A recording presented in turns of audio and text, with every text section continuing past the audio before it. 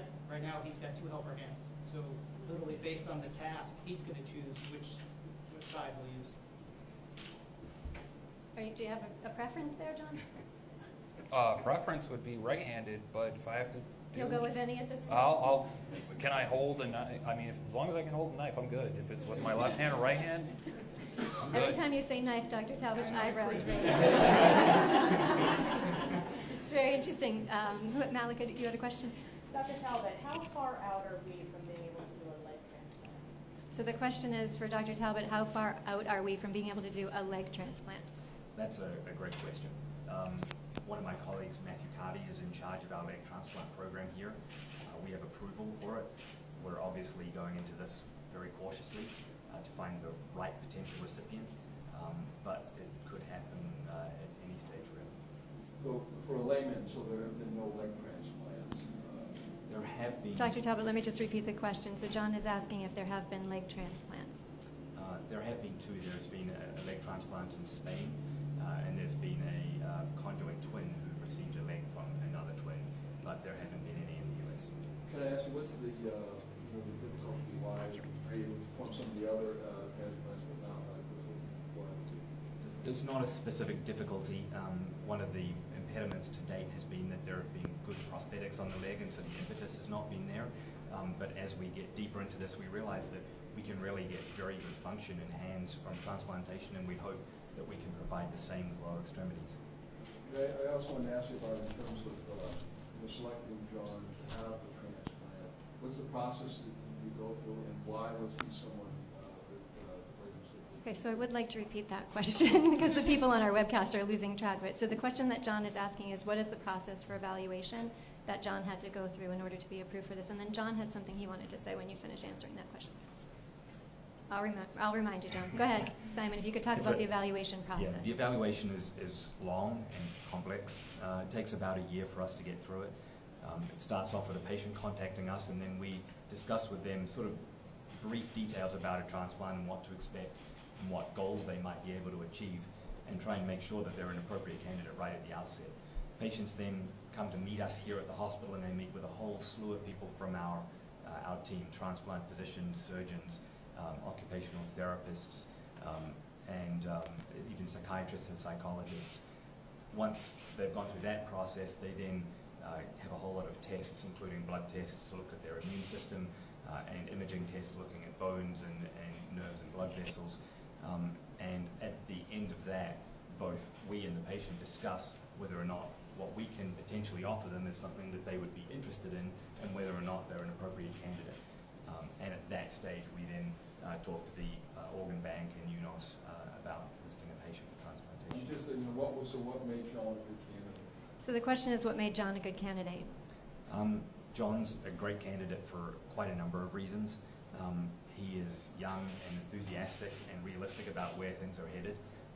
He had made great progress with prosthetics, but wanted a little bit more, and wanted some of the things that we feel we can offer him, like finer use of his hands and sensation in his hands. And physically, he's in great shape, where his arms were at a level that was possible for us to transplant. And as you can see, he's really incredibly enthusiastic about his therapy and really motivated in participating in all of this. And so that makes him in many ways a great candidate. John, you said you had something you wanted to say when we were discussing the leg Yeah, transplant protocol? actually, the way I found Dr. Talbot and the team was I actually was looking up the guy in Spain about the double leg transplant, and I believe I did leg transplant to Google, and the first thing that came up was Brigham and Women's Hospital, and immediately I just started blowing up their email. I just started, I called them and left them voicemail. I was like, hey, my name's John Peck. I was starting the Marine Corps. I got blown up, blah, blah, blah. I want on your program. And then I came up here and got tested for the leg. Well, at first it was evaluation for the leg transplant. And that's when the team was like, well, we'd like to give you your arms back. And that's where we went from there, kind of thing. Great. Next question. Liz, you had a question? Yes, as you mentioned, the Brigham's done 3 other double arm transplants. Did John's transplant present any unique challenges, or were there any things that you learned from any of the other 3 that you applied here? So the question for Dr. Talbot was, the Brigham has done 3 other bilateral arm transplants. Was there anything unique in John's anatomy, and did we apply any lessons we learned from the other surgeries to John's case? We learn an unbelievable amount from every case we do, and that's not just hand transplants, it's surgery in general.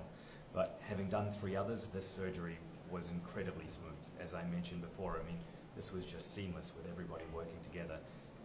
We all know what our roles are, we all know kind of how to make this happen, and the logistics is often such an incredibly complex part of these procedures that now that we've done this several times, we're certainly a lot better each time.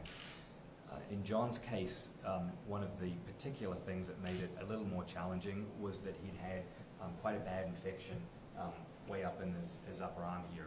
And so there were various muscles that we needed to replace that we haven't needed to do in the past. And there was a bit more scarring because his mechanism of injury was a blast. So there was a wider area of injury that we needed to replace. So that made his surgery a little more challenging than some of our prior ones. Other questions? Yes, Chris. What was it like the first time you had a chance to hold your fiance's hand? So the question was, what was it like the first time you had a chance to hold Jessica, your fiance's hand? It was great, but unfortunately I can't feel, well, I take that back. When I first held her hand, I couldn't feel her hand at all. I mean, I can visually see it. I know what the feeling should feel like, but I can't feel it. But now I can feel deep pressure, so she kind of has to squeeze a little bit harder, like you're in trouble kind of hard kind of thing. But it's not like, you know, if she held my hand gently, I wouldn't be able to feel it, unfortunately. Not at this time, but hopefully soon, within the next few months, I'll be able to feel it. Simon, Dr. Talbot, what is the expectation for a return of sensation for John in terms of timeline? Return of sensation takes months, probably 9 to 12 months for pretty much both sides on John. And striking, get their sensation back. It comes back quite suddenly in the palm of the hand. The nerves run down the arm, and the axons are running down these, and then they sort of sprout out in the hand. And so other patients around the 9-month mark have said to us, one day I could suddenly feel a raindrop on my hand, or I could, you know, feel the pages of a book that I was turning. It takes a while, but when they get there, they get this quite miraculous sensation back. Other questions? Malika. John, what's it like to take care of this precious gift that you can't feel? And I would imagine you have to take care not to injure yourself or harm yourself.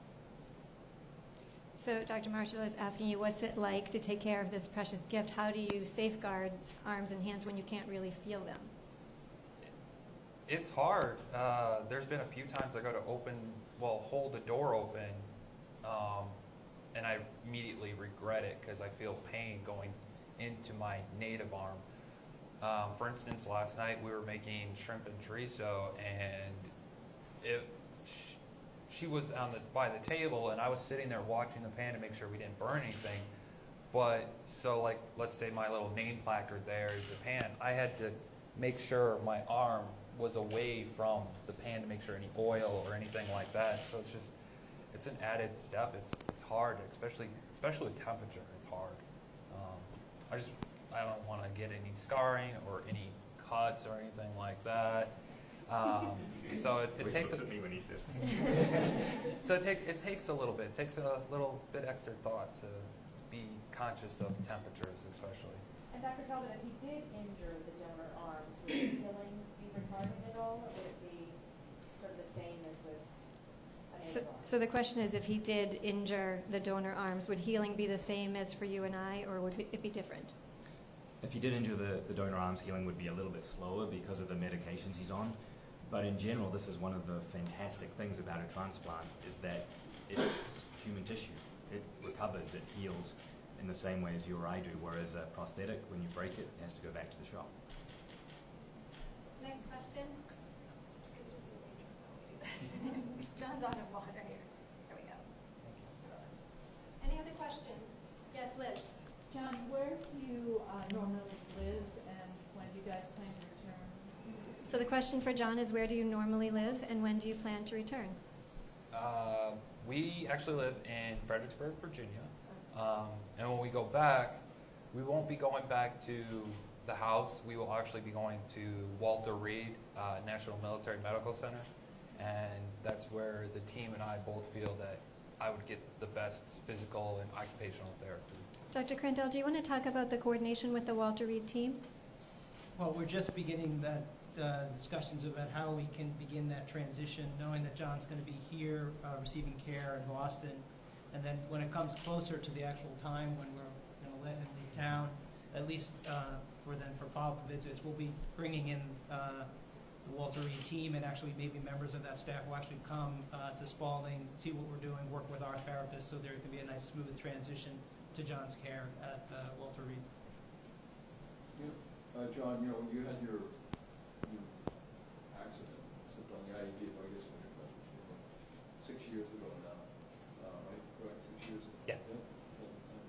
I guess I'm curious, did you ever imagine someday you'd be sitting here talking about this, having your arms? So the question is, it's been 6 years since your injury. Have you ever in those 6 years imagined that you would be sitting here talking about having new arms? When I woke up, I was medically sedated. When I woke up, I can't remember who. It was either my mom or I think at the time he was Assistant Commandant General Amos. He was a very big advocate for arm transplant. One of them told me that, hey, they're doing arm transplant now. You should consider that. But at the time, I was on a lot of meds, so it mentally did not click.